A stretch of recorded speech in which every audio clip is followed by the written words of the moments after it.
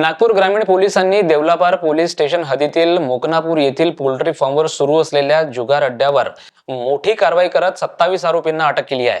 या छाप्यात 2,99,190 रुपये रोख, 52 तास पत्त्यांचे संच तसेच 11 चारचाकी आणि 1 दुचाकी वाहनांसह एकूण 59,16,000 रुपये इतका मुद्देमाल जप्त करण्यात आला आहे।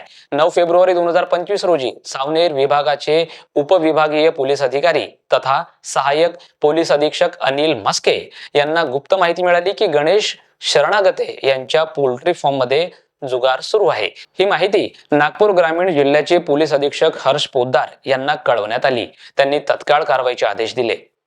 अनिल मस्के यांनी सावनेर, खापा आणि केळवद पोलीस ठाण्याच्या अधिकाऱ्यांचे विशेष पथक तयार करून घटनास्थळी धडक मारली।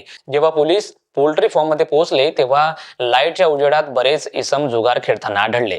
काही जण बाहेर टेहळण्यासाठी उभे होते। पोलिसांची चाहूल लागताच काही जण पळून जाण्याचा प्रयत्न करत होते। मात्र पोलिसांनी शिताफीने 27 आरोपींना ताब्यात घेतले आहे। या कारवाईत पोलिसांनी 52 तास पत्त्यांचे संच, 2,99,190 रुपये रोख तसेच विविध कंपन्यांचे मोबाईल जप्त केले। याशिवाय 11 चारचाकी आणि 1 दुचाकी वाहन जप्त करण्यात आले आहेत। यामध्ये मध्य प्रदेश आणि महाराष्ट्रातील 27 आरोपी असून त्यात बालाघाट, छिंदवाडा, शिवनी, नागपूर ग्रामीण आणि भंडारा जिल्ह्यातील इसमांचा समावेश आहे। पोलीस निरीक्षक विशाल गिरी, पोलीस स्टेशन खापा यांच्या तक्रारीवरून पोलीस स्टेशन देवलापार इथं भारतीय न्याय संहिता कलम 112 तसेच महाराष्ट्र जुगार प्रतिबंधक कायदा कलम 4 आणि 5 अन्वये गुन्हा दाखल करण्यात आला आहे। या संपूर्ण प्रकरणाचा पुढील तपास देवलापार पोलीस करीत आहेत। गेल्या काही दिवसांपासून ग्रामीण भागात वाढलेला जुगार अड्ड्यावरील पोलिसांनी धडक मोहीम सुरू केली आहे। पोल्ट्री फार्म सारख्या ठिकाणी मोठ्या प्रमाणावर जुगार चालवला जात असल्याने पोलिसांकडून